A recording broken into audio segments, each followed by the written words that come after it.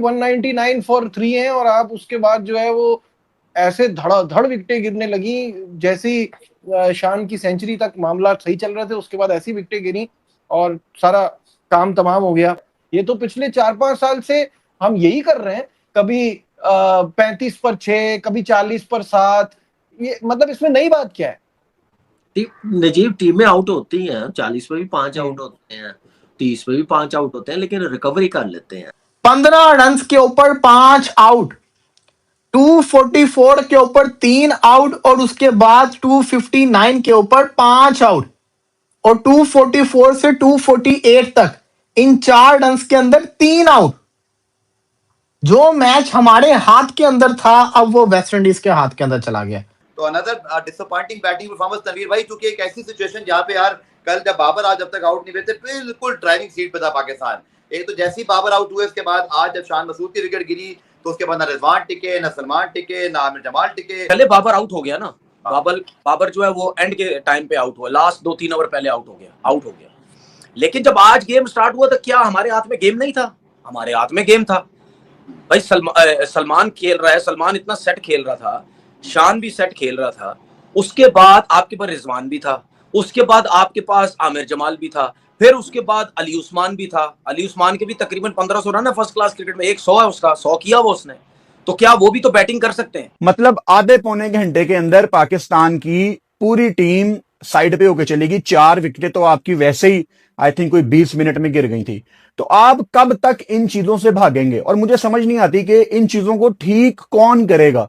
आपने यहां 2-2 महीने के कैंप लगाए, लेकिन खुदा की कसम वही चीजें रिपीट हो रही हैं जो हमेशा से पाकिस्तान क्रिकेट में होती आ रही हैं। टोटली कोलैप्स रहा है। 243 पे 3 खिलाड़ी आउट थे। कल हम बात कर रहे थे कि पाकिस्तान यहां से गेम को आगे लेकर जाएगा, 350 प्लस पाकिस्तान कुछ लगाता है तो फायदा होगा, क्योंकि आपको चेस करना है आखिरी इनिंग में, आपके लिए वैसे ही मुश्किल होगी। लेकिन 243 पे 3 थे और उसके बाद ऐसे लगा कि एक के बाद एक जो आपका मेन मिडल ऑर्डर था टोटली कोलैप्स रहा। कल बाबर आजम जिस तरह से आउट होकर चले गए, आज सलमान अली आगा ने कुछ खास नहीं किया। कल तक विनिंग पोजीशन में थे टेस्ट मैच की, मतलब शान मसूद आप देखो, इमामुल हक को आप देखो, पार्टनरशिप लगी हुई है। एकदम से डे एंड पे क्या आया कि इमाम की विकेट आ गई, बाबर आजम भाई नए नए कप्तान बने, थोड़ा सा आए, खेले, आउट हो गए। उनको वो चौथी 5वीं स्टंप्स की बॉल का पता नहीं क्या मसला है भाई, कि आते ये करके खेला, आउट हो गए। इस तरह से देखो, मतलब उसके बाद तो फिर लाइन ही लग गई ना। आगा से उम्मीद थी, उसने कुछ नहीं किया। रिजवान से उम्मीद थी, उसने कुछ नहीं किया। इमामुल हक ने जो 60 रन किए, जो मतलब शान ने इस ग्राउंड की पहली सेंचुरी की, 109 रन किए आज। और वेस्ट इंडीज की में जिस तरह पहले इनिंग्स में केविन हॉर्ज ने और शायद ओपन 80 रन किए, इट शोड किया रन बन सकते हैं इस पिच के ऊपर। लेकिन आज अगर आप देखें तो पाकिस्तान की विकेट्स भी जो गिरी है फर्स्ट इनिंग्स में, जो एकदम से कोलैप्स हुआ पाकिस्तान का, आखिरी जो है वो 7 विकेटें कोई 38 रन पे गिर गई और जो है आखिरी 5 विकेटें कोई 15-16 रन पे गिर गई। बाबर की प्रेजेंस जरूरी है, लेकिन यार अब हम हर वक्त बाबर की बात तो नहीं करेंगे ना कि यार बाबर होता तो यूं, बाबर होता नहीं। खाली उसकी क्रिकेट तो नहीं है ना, या वो अकेला तो नहीं खेल रहा ना, सबने रिस्पॉन्सिबिलिटी लेनी है। ठीक है, अगर वो जल्दी आउट हो गया तो शान की रिस्पॉन्सिबिलिटी थी, उसने 100 किया, जिसको हम कह रहे थे कि यार अगर ये और आगे तक चला गया तो पाकिस्तान को फायदा हो जाएगा। उसने 100 किए, किसी और ने 100 नहीं किए। ठीक है, उसने बहुत जबरदस्त बैटिंग की, लेकिन वो आउट हो गया। ठीक है, अब सलमान अली आगा भी आउट हो गया। हम ये सोच रहे हैं कि यार ये दोनों सेट होते जा रहे हैं, इन दोनों में से अगर कोई और रन्स कर जाएगा तो हमें फायदा हो जाएगा। चले जी, सलमान भी आउट हो गया, चले जी शान मसूद भी आउट हो गया, लेकिन उसके बाद रिजवान भी है। ठीक है, वो भी बैटिंग कर लेता है। उसके बाद आमिर जमाल भी है। जिस तरह हमने पहले बात की कि भाई आपको कमबैक करना है, बॉलिंग में आपने पैथेटिक बॉलिंग की, 80-81 रन दे दिया आपने इस विकेट के ऊपर। बैटिंग में भी आप सीधी बॉल पे आउट हो गए, आप इतना लेट आ रहे हैं। ठीक है, आप बोल्ड हो गए। उसके बाद अली उस्मान, ठीक है, वो जिस तरीके से आउट हुआ, या अली उस्मान ने जिस तरह बॉलें खेली हैं, ठीक है, वो तो कहीं से नहीं लग रहा कि यार वो अच्छी बैटिंग कर सकता है। 8 आउट तो मैं तो ये कल कह रहा था कि कोई 150 पौने 200 रन की लीड लेनी चाहिए, लेकिन ये रवायत तो चलती जा रही है, करते जा रहे हैं, तो इस पे कंट्रोल कौन करेगा? और सेट होके आउट हुए, कोई ये नहीं है कि 0 पे आउट हो गया, 5 स्कोर पे आउट हो गया, चाहे बाबर हो चाहे सलमान अली आगा हो। मेन बैट्समैन टेल के साथ खेलता है ना, इतना मजा आता है, रन खुले मिलते हैं, खुले मिलते हैं। रिजवान कई बार मौका आया लेकिन वो रन नहीं किए उसने। सलमान अली आगा ने कितनी बार किए हैं रन, अपने आप को ग्रूम नहीं किया इस सिचुएशन में जाके। यहाँ कीपर का तो काम ही ये है टेल के साथ खेलना। 7वें नंबर पे बारी आती है, उसके बाद तो बॉलर कभी कभार होता है क्योंकि मेन बैट्समैन खेल रहा हो, ज्यादा कीपर होता है कि वो टेल के साथ खेल रहा होता है, बॉलर्स के साथ खेल रहा होता है। अपने आप को ग्रूम कैसे करना है, ड्वेल कैसे करना है, क्योंकि अगर मैंने टेस्ट मैच में रहना है तो अगर खेलनी है तो मुझे रन इनके साथ करने पड़ेंगे। मैंने अपनी शॉट सिलेक्शन क्या करनी है, सिचुएशन क्या है, कैसे मैंने जाना, वो सारी चीजें हैं जो पूरे कैरियर में आप देख लें, कोई एक दो ही निगजे हैं टेल के साथ, बाकी तो कोई भी नहीं है। टेल आउट हुई है तो रिजवान के भी हाथ आप बांग्लादेश में देख लें। कोई एक दिन तो हो जिसमें हम अंदर से खुश हों कि यार आज हमने ना वेस्ट इंडीज की ईंट से ईंट बजा दी है। और ये अभी वेस्ट इंडीज की टीम है, टोटल कोई 50-60 बंदा भी ग्राउंड में नहीं है, कोई बहुत ज्यादा हम हाई इंटेंसिटी की क्रिकेट नहीं खेल रहे, ये कोई एमसीजी में टेस्ट मैच नहीं है। और यहां हमारे हाथ पांव फूले हुए हैं। 244 पे आपके 4 आउट हैं, 244 पे आपके 5 आउट हैं, 248 पे आपके 6 आउट हैं, 256 पे आपके 7 आउट हैं, 259 पे 8 आउट हैं, 267 पे आपके 9 आउट हैं, और आखिर में 282। मतलब हमें शुक्र अदा करना चाहिए कि जो खुरम शदाद ने 19 रन जोड़ दिए, हम 282 पे ऑल आउट हो गए। आंसुओं में बह गए, दिल के अड़मा आंसुओं में बह गए, हम इनसे चाहत लगाए ही रह गए, लेकिन ये जो है ना, ये हमसे चाहत नहीं लगा पाए। समझ तो गए होगे मैं किसकी बात कर रहा हूं। कप्तान बदल लो, कोच बदल लो, सिलेक्टर्स बदल लो, चेयरमैन चेंज कर लो, सब कुछ चेंज कर लो, लेकिन हमने अपनी परफॉर्मेंस नहीं चेंज करनी।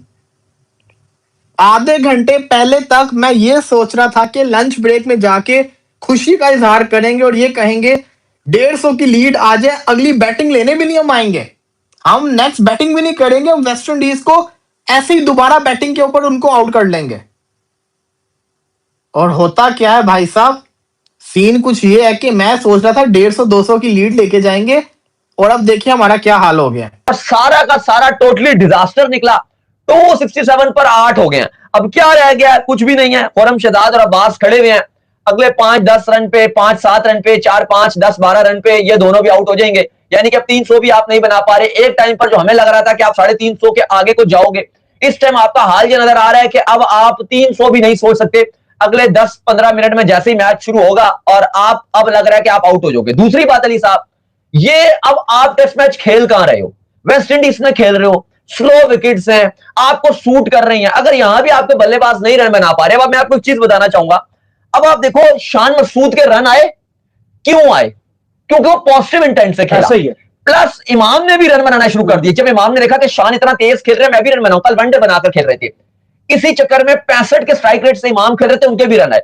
अब आज आप देखो जो आगा थे वो भी बड़ा स्लो खेलने के मूड में थे, बहुत रोक रहे हैं, बहुत डिफेंसिव मोड पे जा रहे हैं।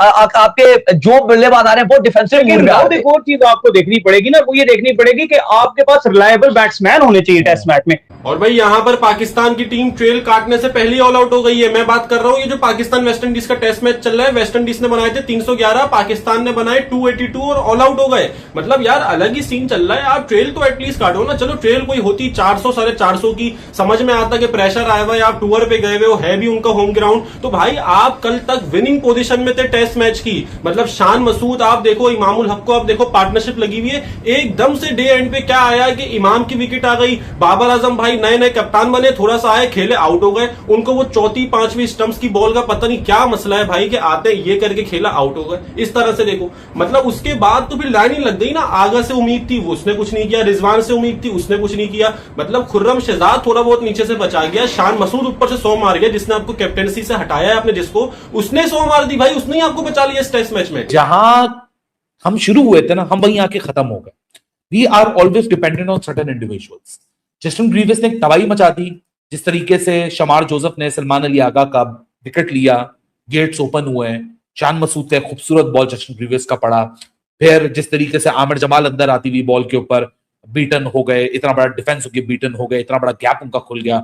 मोहम्मद रिजवान स्लैश आउट करते हुए आउट हो गए, विकेट कीपर कॉट बिहाइंड हो गए, विकेट कीपर को कैच थमा दिया।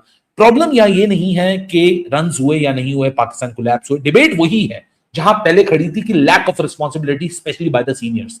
अब शुक्र है कि सीनियरिटी के रोल में अब्बास और मोहम्मद अली यहां कुछ ना कुछ फाइट लगा रहे हैं पाकिस्तान के लिए, क्योंकि इस पोजीशन पे 30-3 हो चुका है वेस्ट इंडीज। अगर वेस्ट इंडीज इसी सिफ्ट में चलता रहा, इसी तरीके से चलता रहा, तो पाकिस्तान के लिए एक आउटसाइड चांस है कि वेस्ट इंडीज को रिस्ट्रिक्ट कर ले, because the moment West Indies will score 150 and somewhere around 175 it will be really tough for Pakistan, trust me on that। ऐसी पिच है ये कि यू नीड टू, एक बैट्समैन के तौर पे आपको थोड़ा बहुत क्या कहते हैं अपना रिस्क भी लेना पड़ता है, और फिर उसके साथ साथ आपको बड़ा मतलब अपने आप को अप्लाई भी करना पड़ता है। एंड आई थिंक कि इमाम उल हक ने जो 60 रन किए, जो मतलब शान ने इस ग्राउंड की पहली सेंचुरी की 109 रन किए आज, और वेस्ट इंडीज़ की में जिस तरह पहले इनिंग्स में केवम हॉज ने और शायद होप ने 80 रन किए, इट शोड कि यार रन बन सकते हैं इस पिच के ऊपर। लेकिन आज अगर आप देखें तो पाकिस्तान की विकेट्स भी जो गिरी है फर्स्ट इनिंग्स में, जो एकदम से कोलैप्स हुआ पाकिस्तान का, आखिरी जो है वो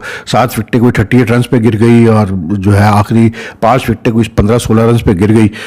तो यानी कि और उसके बाद फिर वेस्ट इंडीज की सेकंड इनिंग में जिस तरह से विकेट्स गिरी है, आप शॉट्स खेले गए हैं, तो यू मतलब ये चीज़ तो वाज़ेह है कि बहुत सारी विकेट्स बैट्समैन की अपनी गलती से मतलब गई है। ऐसा नहीं था कि अगर आप देखें अब्बास की जो विकेट्स है, 3 विकेट जो अब्बास की है सेकंड इनिंग में, अब्बास की 3 में से 2 विकेट्स ऐसी हैं